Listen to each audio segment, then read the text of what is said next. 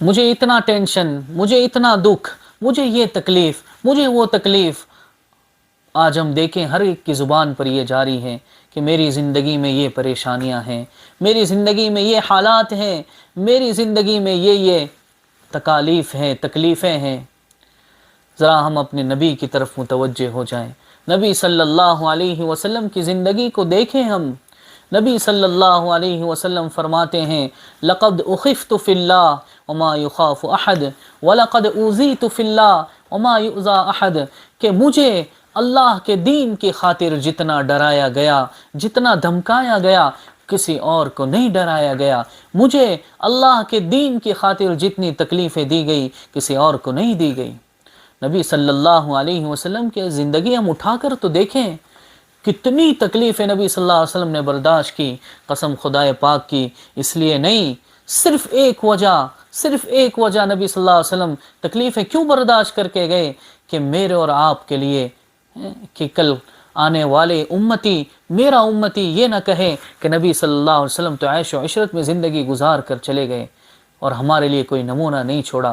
نبی صلی اللہ علیہ وسلم کو تو فرمائشیں کی گئی تھی۔ آج کتنے لوگ رزق کی وجہ سے پریشان ہیں، ہر ایک کے ذہن میں بس یہی کہ میرا رزق تنگ ہے، میرے گزارا نہیں ہوتا۔ حالانکہ نبی صلی اللہ علیہ وسلم نے حدیث پاک میں صراحت کے ساتھ ہمیں بتایا، خوشخبری سنائی کہ جن لوگوں کا گزارا نہیں ہوتا، جن کو کم رزق ملا ہے، ان کے لیے نبی صلی اللہ علیہ وسلم نے خوشخبری سنائی۔ کیا؟ کہ جو اللہ کی طرف سے جسے کم رزق دیا گیا اور وہ اس پر راضی ہو گیا، اللہ تبارک و تعالیٰ اس کے تھوڑے عمل پر راضی ہو جاتے ہیں۔ ہاں، اگر آپ کو اللہ کی طرف سے کم ملا ہے تو آپ اس پر راضی ہو جائیں، اور اگر آپ راضی ہو گئے تو اللہ تبارک و تعالیٰ بھی آپ کے تھوڑے عمل پر راضی ہو جائیں گے۔ ارے ہم نبی صلی اللہ علیہ وسلم کی زندگی ہی کو دیکھ لیں۔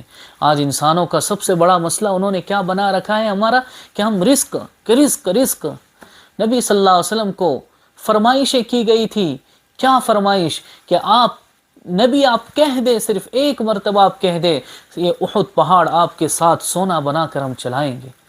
لیکن نہیں، قبول نہیں کی نبی صلی اللہ علیہ وسلم نے، اور کیسی زندگی گزاری۔ حضرت عمر رضی اللہ تعالیٰ عنہ فرماتے ہیں کہ میں نبی علیہ السلام کے حجرہ مبارک میں داخل ہوا، کمرے میں داخل ہوا، میں نے دیکھا نبی صلی اللہ علیہ وسلم کے گھر کا سامان، نبی صلی اللہ علیہ وسلم کے پاس ایک کھجور کی چھال ہے، جو بستر بھی ہے نبی صلی اللہ علیہ وسلم کا، آپ اس پر لیٹے ہوئے ہیں، مجھے دیکھ کر آپ بیٹھ گئے۔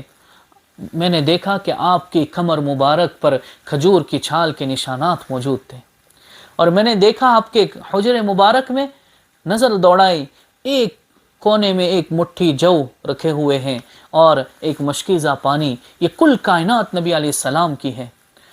میرے آنکھوں میں آنسو آ گئے، اور میں نے نبی علیہ السلام سے پوچھا، یا رسول اللہ، یہ قیصر و کسریٰ، اللہ کے دشمن، اور سونے کی پلیٹوں میں کھانا کھائے، اور آپ اللہ کے نبی، کائنات کے سردار، اور آپ کے یہ حالت۔ نبی علیہ السلام نے فرمایا، عمر بھول گئے عمر، یہ دنیا ہمارے لیے نہیں ہے، ہمارے لیے آخرت ہے۔ دیکھیں، زندگی کا مقصد روزی کمانا نہیں ہے۔ مل گیا، اگر اللہ کی طرف سے ملے ہیں، رزق میں برکت ملی ہے، رزق میں وسعت ہوئی ہے، اللہ کا شکر ادا کرتے رہیں، شکر ادا کریں۔ ذرا دیکھیں تو صحیح اللہ نے کتنا اچھا رکھا ہے ہمیں۔ ہم اپنی زندگی کو دیکھیں اور نبی علیہ السلام کی زندگی کو دیکھیں، اپنی زندگی دیکھیں۔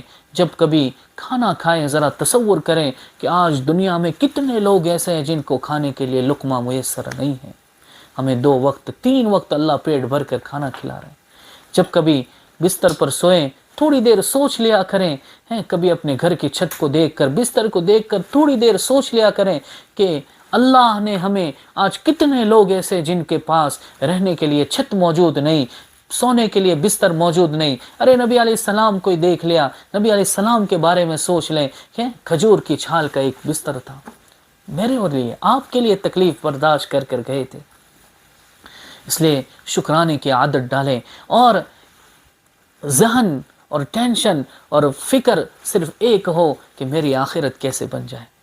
اور یہ ناشکری کی عادت ایسے ہوتی ہے کہ جب بندہ اپنے سے اونچے لوگوں کو دیکھنا شروع کر دیتا ہے، جہاں اپنے سے اونچے لوگوں کو دیکھنا بندے نے شروع کر دیا، وہاں ناشکری کی عادت پیدا ہوگی۔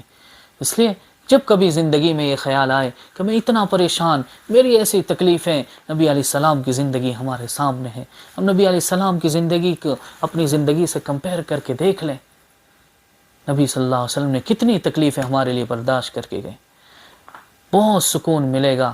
اللہ تعالیٰ سے دعا ہے اللہ تعالیٰ ہمیں شکرانے کی توفیق عطا فرمائے۔ وصلی اللہ علی النبی الامی الکریم۔